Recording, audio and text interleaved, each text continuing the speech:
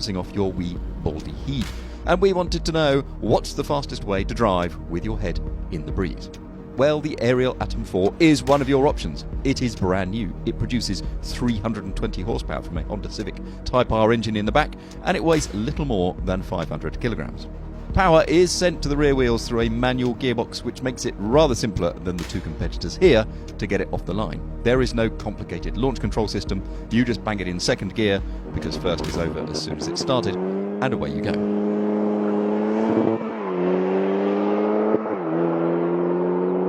One of those competitors is the brand new 2019 BMW S1000RR motorcycle. Munich Superbike produces 207 horsepower from a 4-cylinder inline engine that revs to 14,600 RPM, with peak torque of 83 pounds-foot, coming in at 11,000 RPM.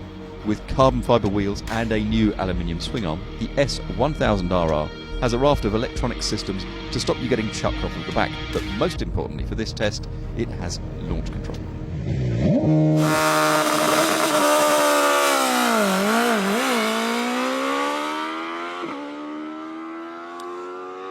We know the McLaren 720S is massively quick. In other videos on our channel, you can actually see it beat a McLaren Senna to 60 miles an hour. But here we have it in spider form. That makes this variant of the 720S 49 kilograms heavier than the hardtop. It still produces 710 horsepower from its twin-turbocharged 4-litre V8, driving the back wheels through a 7-speed twin-clutch gearbox, and it benefits, like the bike, from launch control.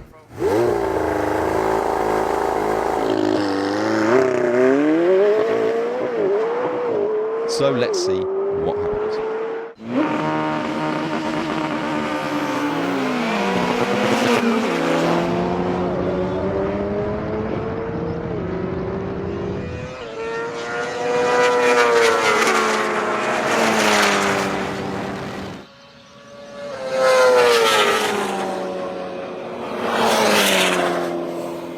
In the first race, the bike rider seemed to react a touch quicker than the two car drivers.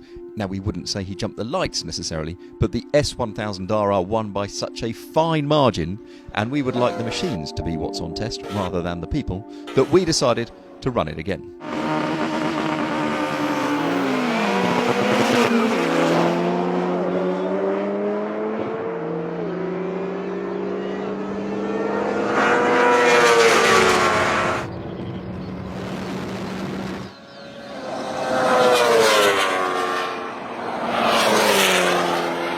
Now, the result was incredibly close, but reversed the second time around, and frankly, you could just run this race all day and get a very, very slightly, marginally different result every single time. So we did the sensible thing and attached our V-Box data logging equipment to all of these vehicles. Now, what that does is it takes out the driver or rider reaction time and focuses down scientifically on exactly how fast they will go in a straight line.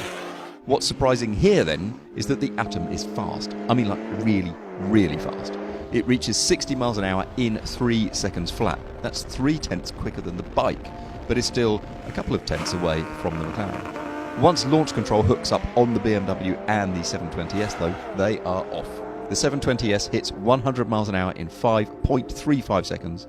The bike reaches the same speed in 5.68 seconds, while the Atom takes over a second longer. But after that, it is neck and neck for the rest of the race between the BMW and the McLaren. The car takes 10.2 seconds to the quarter mile, which is astonishingly quick, and it passes through the quarter at 143.9 miles an hour. But the bike is clawing back the early deficit at this point. The S1000RR hits the quarter in 10.48 seconds at 148.6 miles an hour, nearly 5 miles an hour quicker than the 720S. Half a second later, the Ariel records its standing quarter mile time of 11.22 seconds at 126.1, which in any other circumstances would be phenomenally quick. By the finishing line, the 720S just holds on to the win in a photo finish, completing the half mile in 15.8 seconds at 171.25 miles an hour. But the bike has gained to the fact that it is only 1/10 behind, crossing the line in 16.03 seconds at 172.93 miles an hour.